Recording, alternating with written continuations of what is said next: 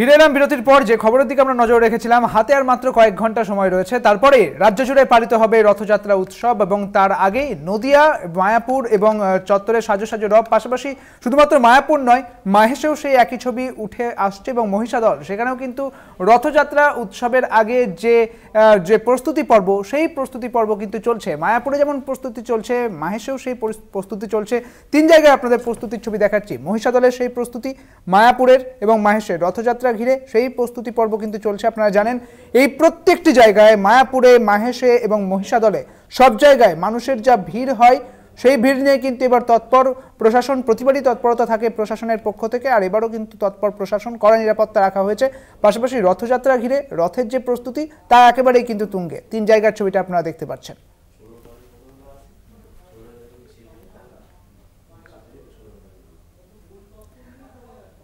মায়াপুরের ছবিটা দেখছেন, মাহেশের ছবি দেখছেন, মহিষাদলের ছবি দেখছেন।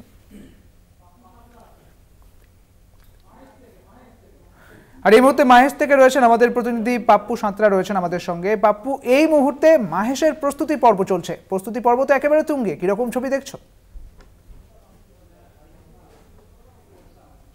এবছর কিন্তু 628 বছরে পড়েছে এবং যে ঐতিহাসিক রথযাত্রা তা কিন্তু প্রস্তুতি একেবারেই জোর কদমে। এবং সব থেকে বলা যে এই মাহেশের যে রথযাত্রা, সেখানে কিন্তু লাখো মানুষের কিন্তু সমাগম ঘটে, আর তার জেরে কিন্তু একটা নিরাপত্তার বিষয় থেকে যায় এবং সেই নিরাপত্তা কিন্তু একেবারেই নজরদারির মধ্যে রয়েছে চন্দননগর পুলিশ কমিশনারেটের মধ্যে। এবং তা আরও কঠোর করতে কিন্তু বিভিন্ন জায়গায় কিন্তু সিসিটিভি ক্যামেরায় মুড়ে ফেলা হয়েছে, যাতে কোনো রকম অপ্রীতিকর ঘটনা ঘটে তা সহজে কিন্তু শনাক্ত করা যায়। এবং আগামী কাল যে রথযাত্রা, তা কিন্তু রশিতে টান পড়বেন এবং এই যে রথযাত্রার যে মূল উৎসবটা এবং কীভাবে রথ বেরোবে, তা আমরা কিন্তু জানার জন্য চলে এসেছি মাহেশ রথ মন্দিরে। এবং সেখানে কিন্তু আমাদের এই মাহেশ যে রথে জগন্নাথ মন্দিরের যে সম্পাদক পিয়াল কৃষ্ণ অধিকারী, তিনি কিন্তু আমাদের সঙ্গে রয়েছেন এবং তার সাথে কথা বলবো এবং পুরো বিষয়টা, নিরাপত্তাটা কিভাবে তিনি ম্যানেজ করছেন এবং তার সাথে যারা আছেন কীভাবে ম্যানেজ করছেন, সেটা আমি জানবো। দাদা, আগামী আর কয়েক ঘন্টা মাত্র, তারপরে কিন্তু রথযাত্রা উৎসব শুরু হবে, রশিতে টান পড়বে, তার আগের শেষ মুহূর্তের প্রস্তুতিটা কীরকম? মাহেশ মাহেশ মাহেশ যথা প্রভু জগন্নাথ বিভু পরমেশ, এমন কোথায় আছে সকল ব্যথার শেষ। আমাদের মাহেশের আগামীকাল 628 বছর পূর্তি মাহেশের রথযাত্রা উৎসব।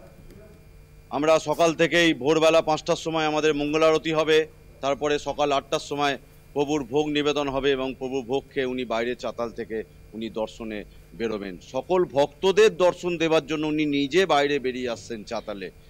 অগণিত ভক্তদের ঢল নামবে এবং সারা দিনব্যাপী পূজা অর্চনা চলবে।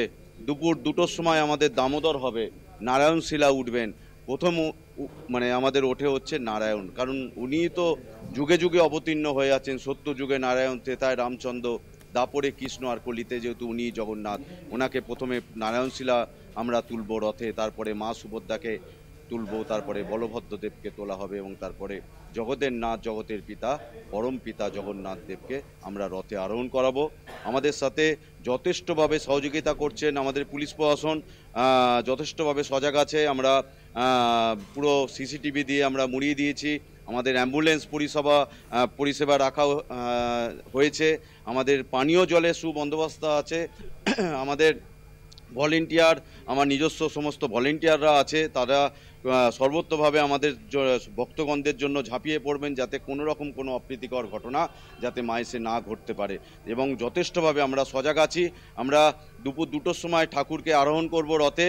আমরা চেষ্টা করছি যে বিকেল 4টের সময় আমাদের রথের রশি যাতে টান পড়ে, কারণ আমাদের প্রথমে রথের যে ওপরের যে সিংহাসন, সেই সিংহাসনের ওপর জগন্নাথ দেবকে ওখানে পুষ্পমাল্যে ভূষিত করব, আমরা স্বর্ণালঙ্কারে ওখানে ভূষিত করব, মাথায় মুকুট পরিয়ে দেবো, কানপাশা, হাত পরিয়ে দেবো এবং উনি রাজা সেজে উনি চলবেন মাসির বাড়িতে।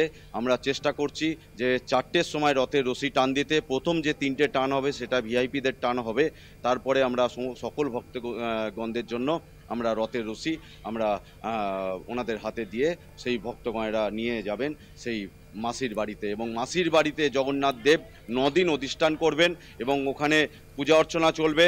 এবং জগন্নাথ দেবের যে ওখানে যে রত্নবেদী সেটাকে বলা হয় মাসির বাড়িতে জন্মবেদী, এবং আমাদের যে শ্রীমন্দিরে যে রত্নবেদী সেটাকে বলা হয় জগন্নাথ দেবের কর্মবেদী। কারণ ব্রহ্মাকে জগন্নাথ দেব নির্দেশ দিচ্ছেন যে তুমি আমাকে জন্মবেদী থেকে কর্মবেদীতে নিয়ে গিয়ে বসাও, নাহলে এত বিশ্ব ব্রহ্মাণ্ডের আমাকে কর্ম করতে হবে। তো এইভাবেই আমাদের ওখানে 9 দিনব্যাপী পূজা অর্চনা চলবে। তার মধ্যে সোজা রথ থেকে উল্টো রথের মধ্যে দুটো বিপত্তায়নী উৎসব হবে, মঙ্গল এবং শনি। বৃহস্পতিবার হবে হোরা পঞ্চমী উৎসব। আমাদের হোরা পঞ্চমী উৎসবও খুব বিখ্যাত। কথিত আছে 12 মুঠে সর্ষে 13 মুঠে রাই, চললে সর্ষে কামাক্কা যায়, সর্ষে করে চরবর, জগন্নাথের মন করে ধরপর, নিত্য পূজা নিত্য ভোগ নিত্য শাস্ত্র পাঠ, ভক্তজনে জানে তাই মাহেশ্রী পাঠ। মাহেশের জগন্নাথ দেবকে দেখবার জন্য অগণিত ভক্তদের ঢল নামবে। আমরা সেদিক থেকে সবাই আমরা প্রস্তুত আছি। আরেকটা বিষয় আপনার কাছ থেকে জানবো যে কথিত আছে পুরীর রথের রশিতে টান পড়া পরেই এই মাহেশের রশিতে টান পড়ে, এই বিষয়টা। এবং দ্বিতীয়ত আপনাদের কাছে যেটা জানতে পারলাম যে মুখ্যমন্ত্রী ইতিমধ্যেই রথযাত্রা নিয়ে শুভেচ্ছা বার্তা পাঠিয়েছে আপনাদের। মুখ্যমন্ত্রীকে আমি আমন্ত্রণ জানিয়েছিলাম, উনি আমাকে শুভেচ্ছা বার্তা পাঠিয়েছেন। আমি মুখ্যমন্ত্রীকে কুর্নিশ জানাই যে তিনি এত সুন্দরভাবে আমাদের মাহেশকে পর্যটন কেন্দ্র হিসেবে পরিগণিত করেছেন, এবং আমাদের কিছু কিছু কাজও এখনও কিছু অবশিষ্ট আছে, যেমন আমাদের সিংহদুয়ারের কাজ অবশিষ্ট আছে। এবং আমি দিদিকে জানিয়েছি একটা চিঠির মাধ্যমে, এবং মেলও করেছি যে আমাদের যেন এখানে বিভিন্ন জেলা থেকে শুধু নয়, বাইরের এই রাজ্য থেকে শুধু নয়, বাইরের বিভিন্ন রাজ্য থেকে বহু ভক্তগণেরা আসেন, এখানে থাকবার সুবন্দোবস্ত নেই। তাই জন্য আমি ওনাকে জানিয়েছি যেন আমাদের এখানে যেন খুব সত্তর একটা গেস্ট হাউসের আমাদের খুব প্রয়োজন। তবে আমি আশা রাখি দিদি যেহেতু ভেতরের কাজও সম্পূর্ণ করে দিয়েছেন, সুন্দরভাবে সাজিয়ে দিয়েছেন, প্রসাদম কেন্দ্র, নাট মন্দির, সহদেবতার মন্দির, গর্ভগৃহ সংস্কার করে দিয়েছেন। আমি আশা রাখি এই কাজও তিনি খুব দ্রুততার সাথে তিনি সম্পন্ন করবেন। এবং আমি মাননীয় মুখ্যমন্ত্রীকে আমি আমন্ত্রণ জানিয়েছি, আমি আশা করছি উনি আমাদের রথের রশি এবারে টান দেবেন। অন্যান্য বছর যেভাবে মানুষের ঢল নামে বা সমাগম হয়, এই বছর আশা করছেন? এবং বেশ বোঝা গেল পাপ্পু, এই মুহূর্তে যে প্রস্তুতি চলছে তা একেবারেই কিন্তু তুঙ্গে রয়েছে। প্রথমে মঙ্গল আরতি, তারপরে ভোগ নিবেদন, আর তারপরে রাজার বেশে মাসির বাড়ির উদ্দেশ্যে রওনা দেবেন রথে চেপে জগন্নাথ, সুভদ্রা এবং বলরাম। এই মুহূর্তে মাহেশের প্রস্তুতি, নিরাপত্তা, সমস্ত জায়গা সেই ছবিগুলো কিন্তু এবং কি কি প্রস্তুতি রাখা হয়েছে তা কিন্তু আপনাদের জানালাম। অন্যদিকে মায়াপুরের ছবিটা আপনারা দেখতে পাচ্ছেন, মায়াপুরেও কিন্তু এই রথযাত্রা ঘিরে প্রস্তুতি কিন্তু চলছেই।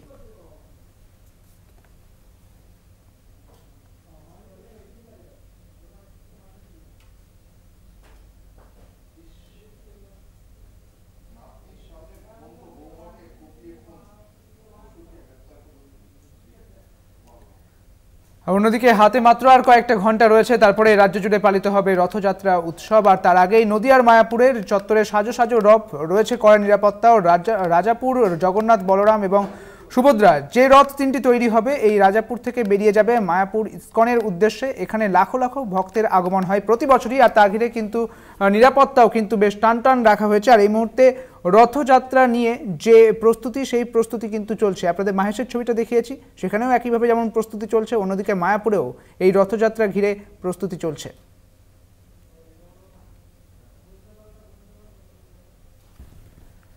একদিকে মাহেশের ছবি আপনারা দেখলেন এবং মায়াপুরের ছবি দেখলেন, এবার মহিষাদলের ছবি আপনাদের দেখাচ্ছি। মহিষাদলের রথের প্রস্তুতি কিন্তু এখানেও তুঙ্গে। ভিড় এড়াতে পুলিশের উদ্যোগ, এখানে তৈরি হয়েছে গাইড ম্যাপ। অপ্রীতিকর ঘটনা যাতে না ঘটে সেদিকেও নজর থাকবে প্রশাসনের, তার জন্যই এই কড়া নিরাপত্তা ব্যবস্থা রাখা হয়েছে। রথযাত্রা উপলক্ষে বসেছে বিশাল মেলা, এটা প্রতি বছরই বসে এখানে। এবং ইতিহাস বলছে আগে মহিষাদলে ছিল 17 চূড়া রথ এবং এখন তার 13 চূড়া রথে পরিণত হয়েছে। এবং 13 চূড়া রথের চাকার উচ্চতা 4 ফুট, চওড়া 8 ইঞ্চি এবং পরিধি 12 ফুট। দেখতে পাচ্ছেন সেই প্রস্তুতিও কিন্তু চলছে। অর্থাৎ একদিকে মাহেশের ছবি আপনাদের দেখাচ্ছি, মায়াপুরের ছবি দেখাচ্ছি এবং মহিষাদলের ছবিও আপনাদের দেখিয়ে রাখলাম।